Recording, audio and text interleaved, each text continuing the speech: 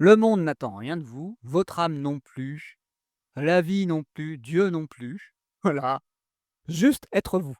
Là, c'est tout. Après, oui, on a chacun des facettes différentes, on a chacun une certaine couleur, une certaine note, une certaine manière d'être, une certaine fréquence, un certain domaine qu'on kiffe et qu'on a envie d'explorer, qui est dans nos tripes, on ne sait pas pourquoi.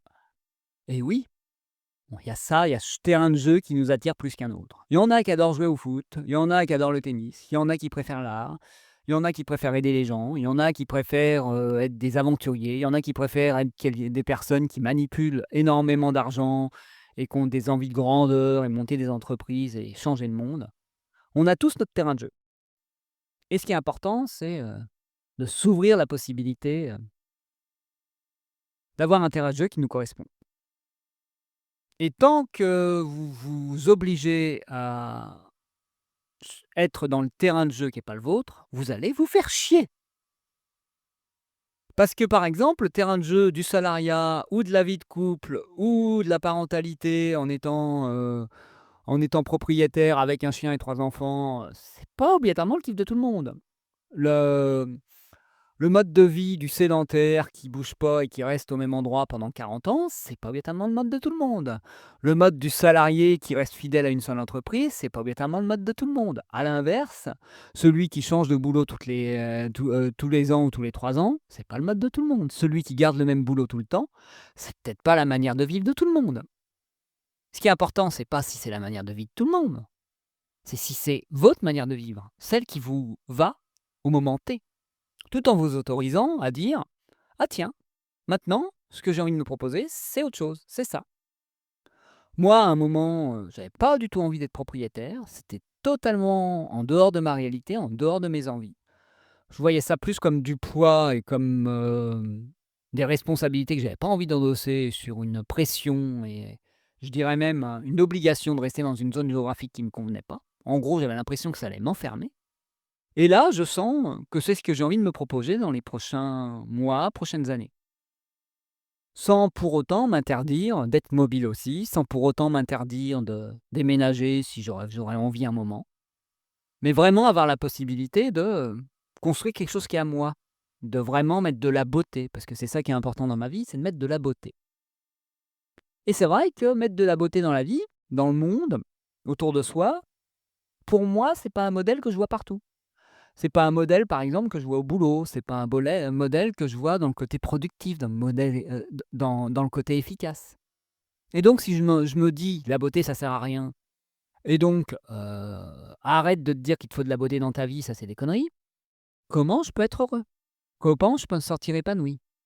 Comment je peux me dire, «Là je suis bien où je suis, où je suis bien dans ma vie»? Je m'autorise, aussi à être farfelu, à avoir encore un côté très enfantin. Me suis autorisé avec ma compagne, avec ma femme même, de me dire: «Oui, moi j'ai besoin de peluche dans mon environnement. C'est quelque chose qui me fait du bien, c'est quelque chose qui me reconnecte à mon côté enfantin, à mon côté joueur, à mon côté, arrête de prendre la vie au sérieux, à mon côté loufoque, à mon côté qui arrive à dédramatiser les choses et qui arrive à sortir de ses personnages» et sans ce côté rappel à, «Ce n'est qu'un jeu», je commence à prendre la vie au sérieux. Et ça m'empêche pas pour autant d'avoir des œuvres d'art chez moi, qui, ont une autre énergie qu'une énergie de joueuse. Il y en a qui sont bien profondes et qui sont bien, transformatrices. Et donc j'ai pas non plus à être monolithique, j'ai pas non plus à être: «J'aime ça et donc je n'aime pas ça» et donc m'autoriser à, avoir un peu tout dans ma vie. Là d'ailleurs ce que je me propose actuellement dans ma vie, c'est, de pouvoir tout faire et de pouvoir tout être. Si j'ai envie d'être d'une manière ou d'une autre, j'ai le droit, même si la veille j'étais tout l'inverse. C'est OK. Donc voilà, ce que j'ai envie de vous proposer, c'est, d'arrêter de vous dire que, le monde attend quelque chose, que votre vie attend quelque chose de vous et comme ça lâche les vannes et peut-être que d'une certaine manière, en faisant ça, vous atteindrez entre guillemets «l'objectif», vous suivrez le chemin qu'au fond de vous, vous avez envie de suivre et qu'au fond de vous, vous étiez prédestiné à suivre. Mais vous le ferez pas, non pas parce que vous êtes obligé, parce que c'est bon chemin, parce que c'est votre destin, parce que c'est votre chemin de vie, parce que c'est votre mission. mais parce que c'est, ce qui vous rend heureux et ce qui vous fait vous sentir vous. Et ça a pas le même goût. Et si vous avez besoin d'aide pour ça, d'ici quelques jours, je vais ouvrir un accompagnement en groupe sur 4 mois pour pouvoir explorer tout ça, ouvrir votre vie et aussi pour ceux qui préfèrent autonome, des séances individuelles de bilan où je vous aiderai à dresser un plan et un chemin et je dirais même un itinéraire pour ouvrir votre vie et la rendre plus riche, en arrêtant de vous dire que votre chemin, c'est ça. Donc si vous voulez être tenu informé de ces futures offres, n'hésitez pas à vous abonner à ce podcast où j'en parlerai, à mes réseaux sociaux, à m'envoyer un mail à l'adresse pierre@osetrettoi.fr pour que je vous tienne informé et que je vous dise dès que les portes seront ouvertes. Et bien sur ce, je vous souhaite une magnifique journée, soirée, semaine et je vous dis à demain 7 heures pour un nouvel épisode.